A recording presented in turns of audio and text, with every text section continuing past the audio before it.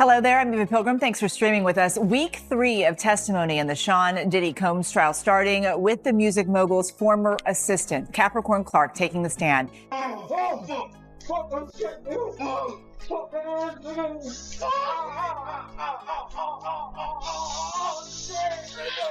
Why would we need a 50-foot bed? I mean, TD Jakes ain't small. I'm just saying. If it's a group thing, it's a group thing.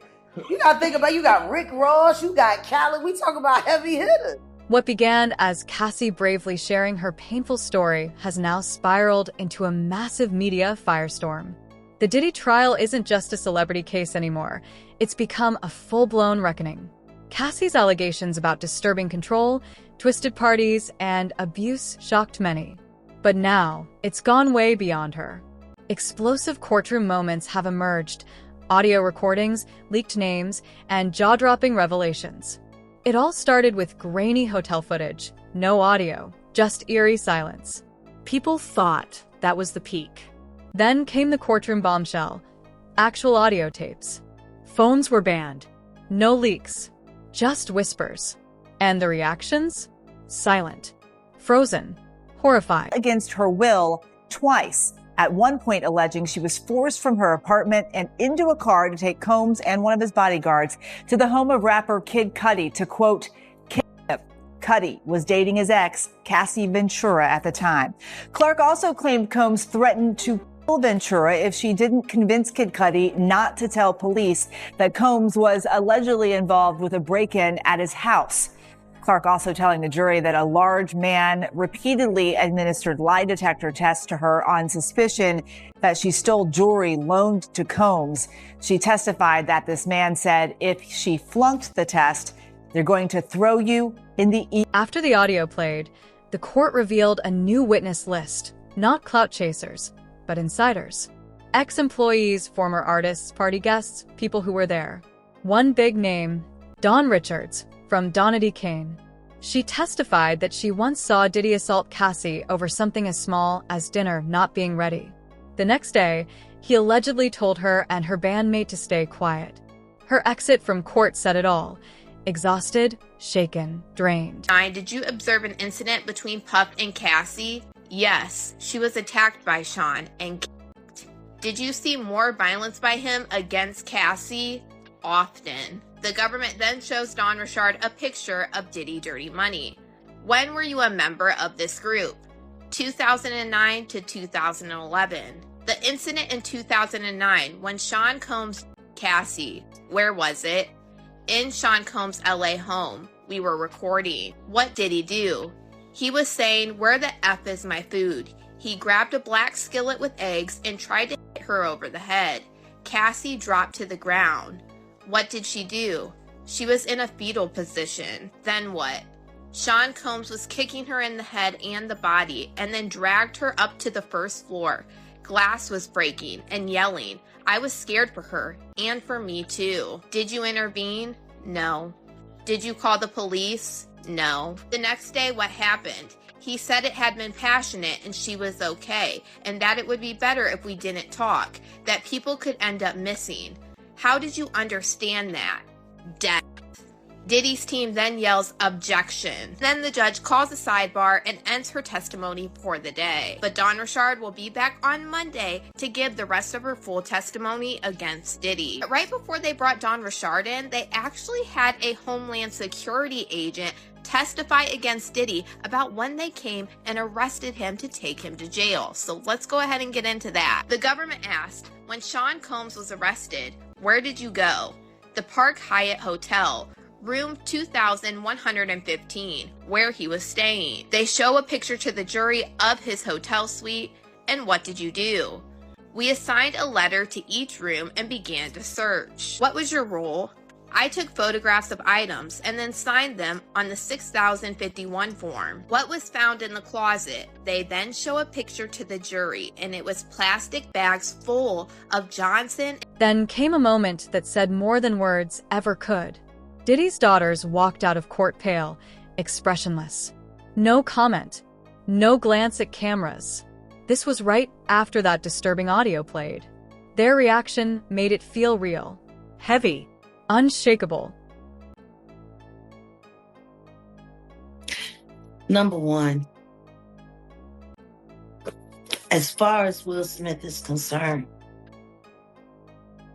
until he does right by all of those children that were harmed and corrupted while in his care, children that grew up to be men, boys like Bashir Gray,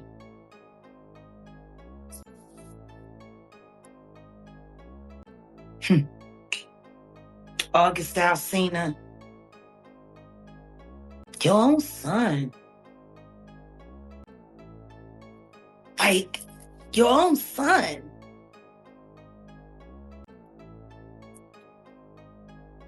Do people forget about that voice clip that I played from Brother Belial?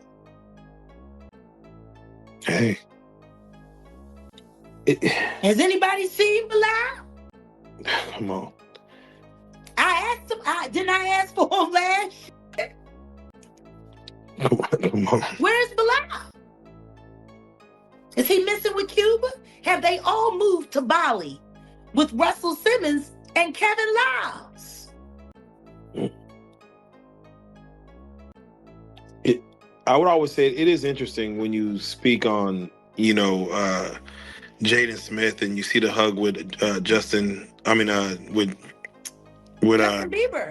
Bieber, and then for Bashir, you see him all of a sudden fighting over Sydney Starr with Eddie Winslow. It does question what happens in the entertainment industry that makes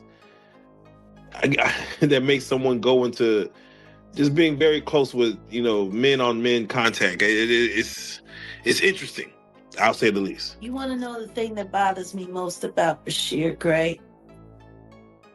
I actually think he's doing all of this so they'll take him back in the club. And they're not. Will Smith's name didn't come in through gossip. It was part of the actual court audio. The moment it surfaced, the internet exploded. Old clips resurfaced, awkward interviews, and even old jokes by comedian Lunel about Diddy and Will being more than friends. It wasn't funny anymore. It was suspicious. Of a baby leg, and you come in with a pinky toe, there's nothing you can do to please her. You can buy her 80 cars, you can get her 80 private jets. If she's itching for that baby leg, she want that baby leg. You can beat a person so much that they fall into submission. And who needs enemies when they got friends like you? Oh, I could tell you what goes on the inside. Everybody else is just speculation. Somebody told me my picture's in the book. Your picture's in the book and your name is in the book. So it's like you're doing some real elegant clip. I'm blowing you up. I love that. I'm blowing you up. This is what Jada makes the new people do. And I ain't gonna say new, they probably been there after myself, right? They will make you check into a rehab. And they'll pay for the rehab. Even though you're not on drugs, they're gonna pay for the rehab. And you have to go if you want to work with them. And then I saw sexual acts that I walked in on. Who'd you walk in on? Him and Dwayne Martin. Okay. Hollywood is the hurry up and wait game. So 3 minutes later, after them telling me, hey, you got eyes on Will, we need him to come watch this. Will's former assistant, Brother Bilal, stepped forward. He didn't hold back. He claimed to have witnessed something shocking, an intimate moment between Will and actor Dwayne Martin. Whether you believe it or not, his words set the internet on fire. Like, you was just like, I seen Jamie with women. Yeah. I seen Jamie with black. And I was like, okay, so this ain't got nothing to do with him trying to gain clout off of every celebrity, trying to ruin his relationship with all the celebrities you've done business with.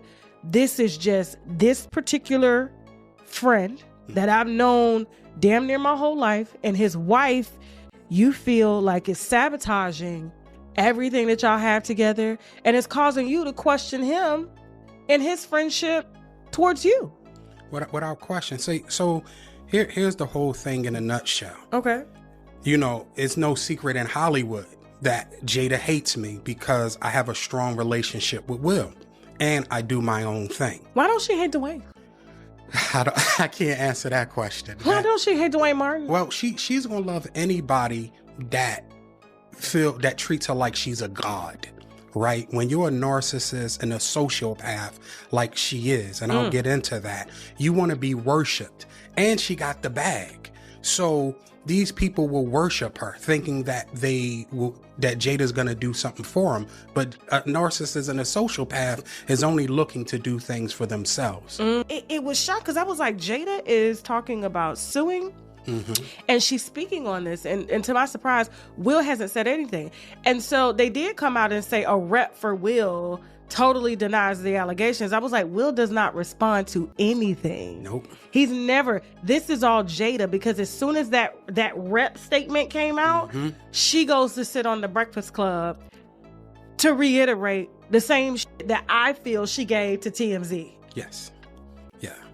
And so I'll say this to you as well. Okay. She also said in that interview that they were doing business. Will was not helping me out, right? Yeah. And it's a very good interview on this channel called Popcorn Planet, where a big celebrity lawyer breaks down Jada's interview on the Breakfast Club and say, shout out to you said Popcorn Planet.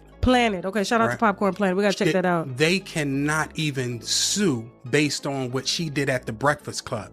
Had Jada not went to the Breakfast Club, I would have been sued already. And just for the record, I haven't been sued yet. Have you been sued by Jada? Nobody's contacted me at all. Okay, so, and let me answer your other question. The reason Will responded, the reason why Jada responded, because they know it's true.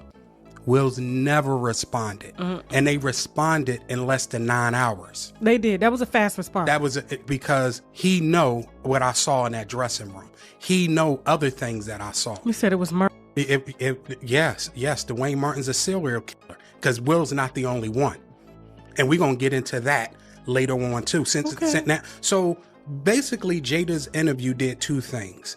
It makes me now, me and her at war. I'm gonna put Will to the side. Will is to the side. Me and Jada, I will say this because I know you're watching. I know Karen Tense is watching. Who's Karen Tense? That is her PR person for years. Okay. Right? I know they're watching. Jada, you're a bald-head liar and you're a drug addict, right? Oh, God. You did not sue me. You told the world that you were going to sue me. As of yet, and you said you're going to do it swiftly. It's been over 2 weeks. So Jada, I'm giving you 2 more weeks to sue me. If you don't sue me, this is what's going to happen. All the sex parties, right? And the men that you hit with dildos, I'm naming names, right? All the salacious stuff that you have done and hurt other people, I'm naming names. Because now what we got to do is we got to force her to say she lied. Bilal added fuel to the fire by pointing out he's never been sued. They know I'm telling the truth, he said. That line hit hard. Who was it with? Diddy? I know, right? Hold on. So apparently Will's assistant, which I don't know if this is true or not. I mean, the whole thing sounds fishy because the same guy tried to do an interview on my platform and I said no.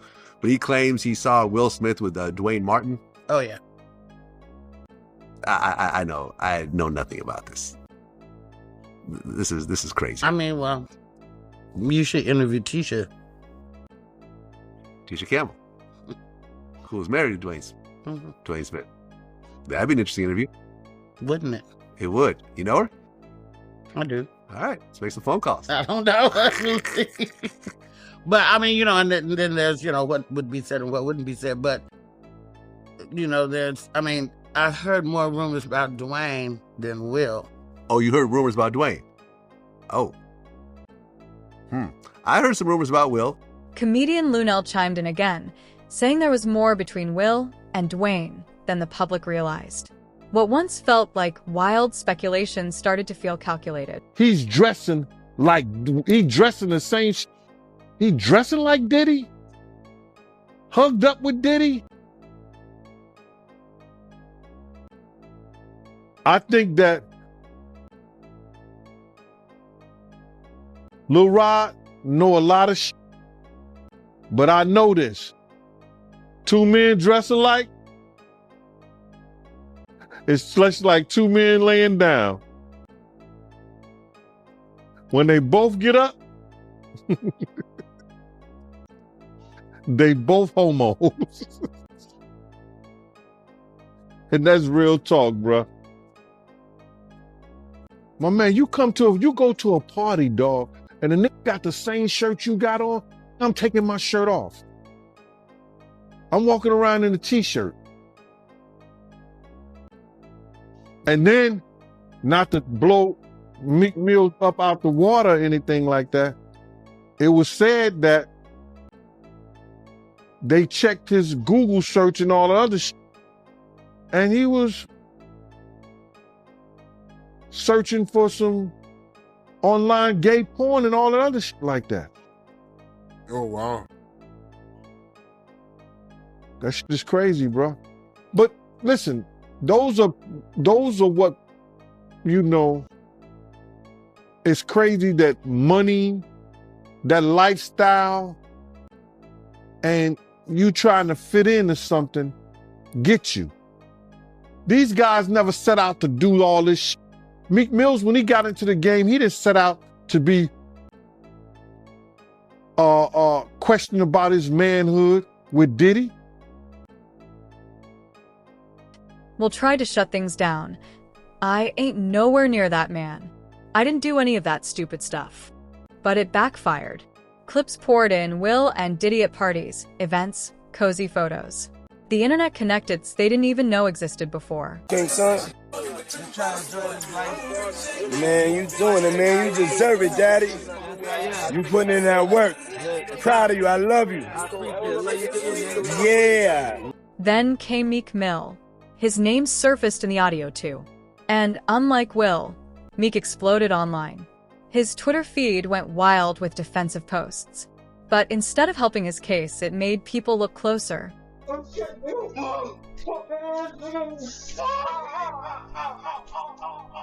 People dug up old party footage.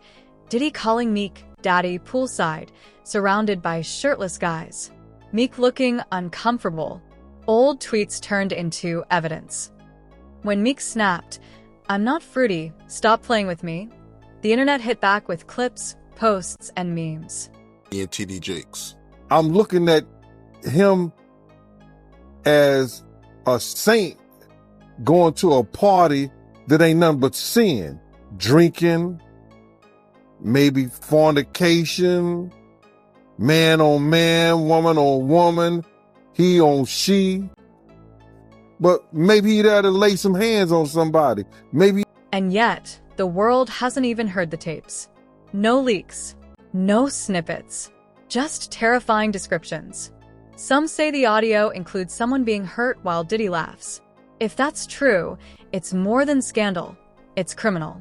Eva, she testified that Sean Combs at one point threatened to Kid Cudi after finding out that he began dating Cassie Ventura. But she talked about 3 distinct episodes as prosecutors today started to home in on one of the elements of the alleged racketeering conspiracy, and that's kidnapping. Capricorn Clark said in 2004 in New York, she was forced to take a lie detector test for 5 days straight on suspicion of stealing jewelry. In 2008, she said Sean Combs charged at her and kept shoving her with his hand. She demonstrated for the jury until pushing her all the way out of his house in Miami Beach when she said that she hates it here and forced her out of the house. And then in 2011 in Los Angeles is when she says she was forced at gunpoint into a car to go to Kid Cudi's house because Sean Combs was very upset. Aaron, Clark painted a picture of what it was like to work for Combs, saying she even had to take a lie detector test. Why did she have to do that?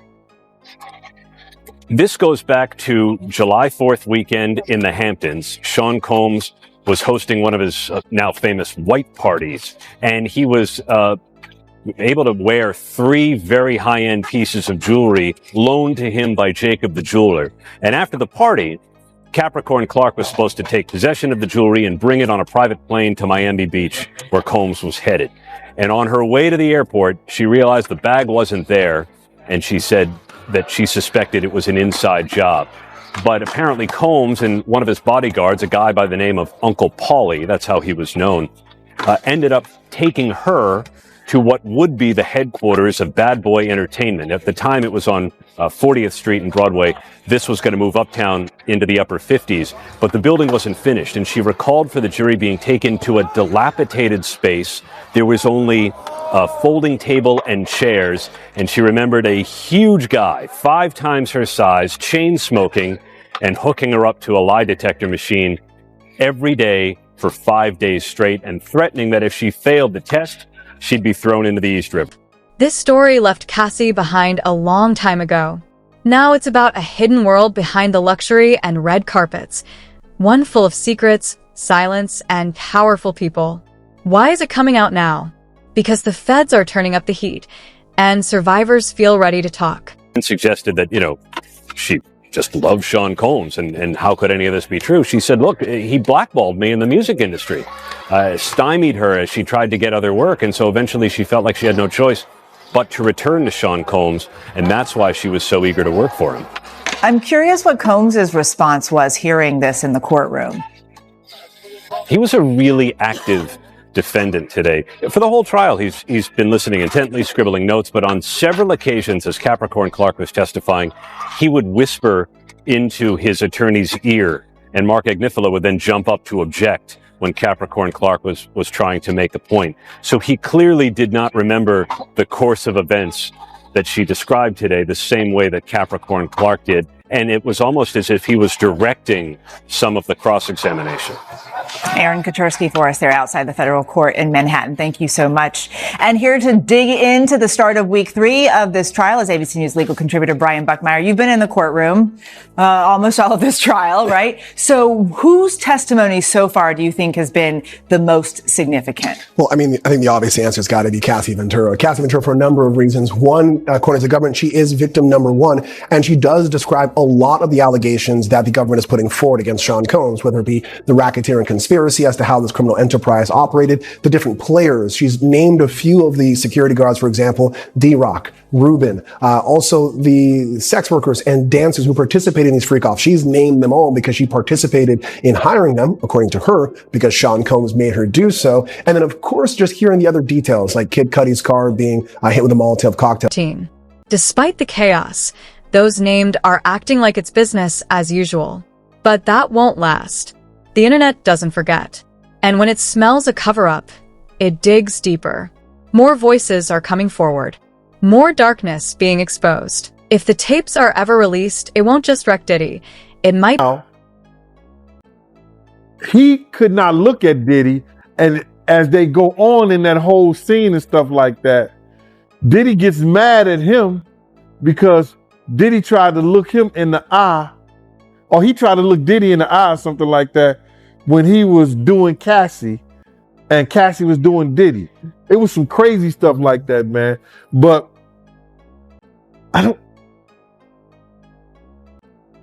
can we get back to the trial? Because that's in their sexual acts and what they doing, bro. All this is so perverted, and people, I don't know if they really want to hear that, and if they do want to hear that, bro, it's just crazy to me, because here it is that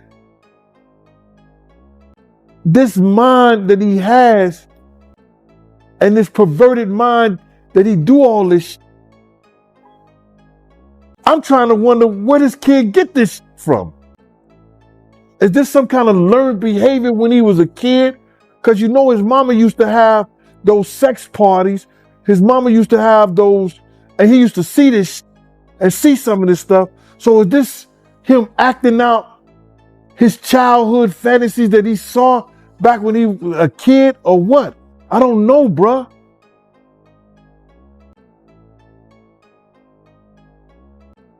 I don't even want to talk.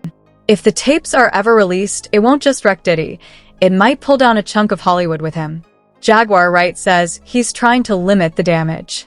But how long can he hold back a tidal wave? To try to derail the information, derail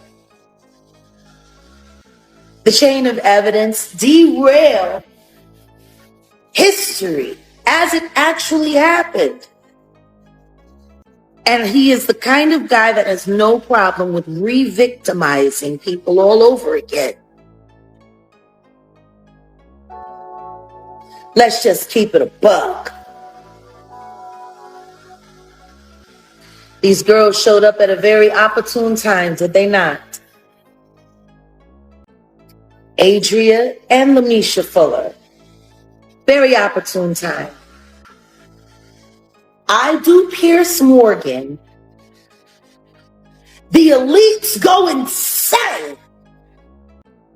Ariel Mitchell Kidd drops Adria English as a client after she got drunk and talked with Tasha K, which was bad in itself, if you ask me. I go on Pierce Morgan and say, I have 3 witnesses that are ready to come forward against the Carters. I didn't say against Diddy, I said against the Carters.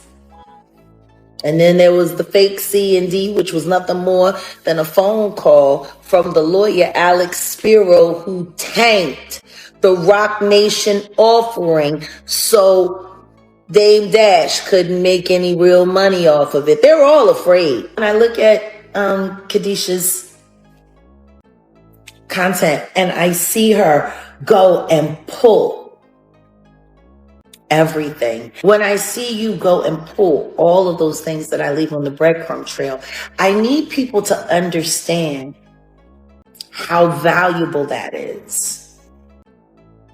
Because see, I'm used to people just calling me a liar straight out the gate. But I always leave enough of the real information there for people to be able to go and seek it out for themselves. Because see, if you can go find it, and it's not about me. The truth is, a lot of you content creators are my receipt. Do you think Diddy can still control the narrative? Or has the truth already slipped out? Let us know in the comments. Because this story isn't over, it's just getting started.